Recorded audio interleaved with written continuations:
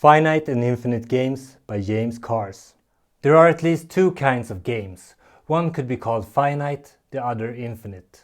A finite game is played for the purpose of winning, an infinite game for the purpose of continuing the play. This is how James Carse defines finite and infinite games in his philosophical book by the same name. After reading Carse's book, you will be able to see the world in a new light. He shows that finite games have a lot to offer in terms of status, power and wealth, but there's something even grander to be had by being an infinite player, something sublime. Hi and welcome to the Booklab. I'm Björn and this is the place where we bring you the best book recommendations when it comes to philosophy, psychology, human nature and human potential. And today we're talking about Finite and Infinite Games, a vision of life as play and possibility. Finite games have known players, set boundaries, agreed upon rules, fixed time frames for the game. Everyone plays to win or to get a high ranking. Titles are won. Examples of finite games are football, chess, a job interview, a debate, a formal education.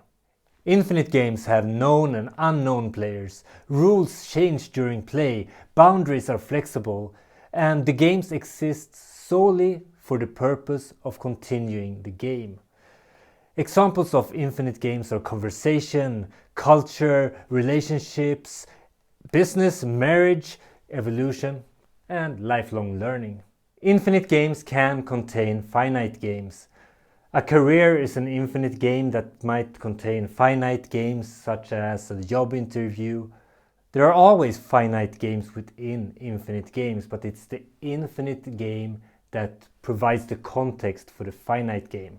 One example would be if you value being healthy, an infinite game. You might still have goals that you set up for yourself and track towards. Maybe you want to lose a certain amount of weight by a certain date, or you want to be able to run a certain distance at a certain time.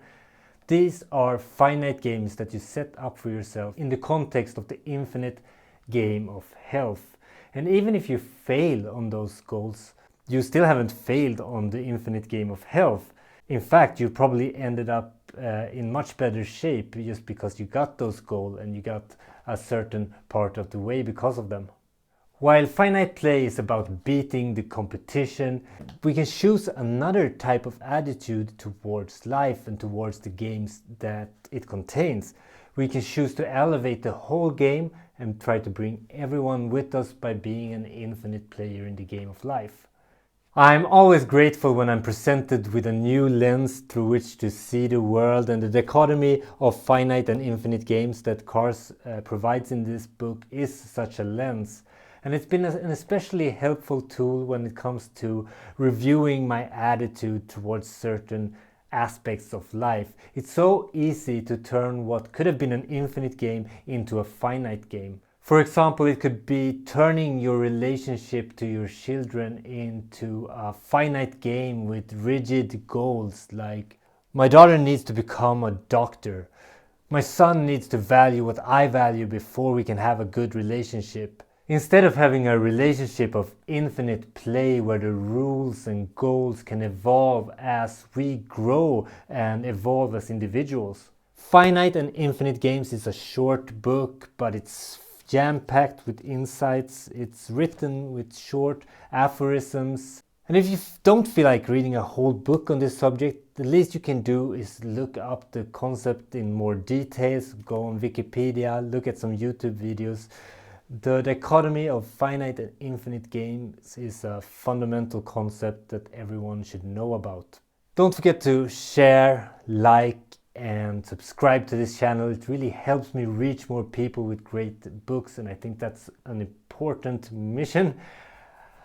I'm not going to quit. I'm going to tell you a little bit about the upcoming book reviews that you will see on this channel. I will have a review up very soon on The Alchemist, a book that is quite polarizing. A lot of people love it, a lot of people hate it. Now I finally read it.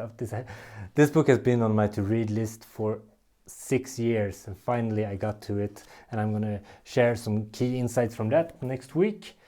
I'm also still going through Søren Kierkegaard's book Fear and Trembling that really goes into detail on Abraham's sacrifice of his son Isaac. It's my first encounter with Kierkegaard, so I'm really looking forward to sharing anything I've learned from that, everything I learned from that. I'm back next week with more book reviews. Until then, Björn out. Cheers.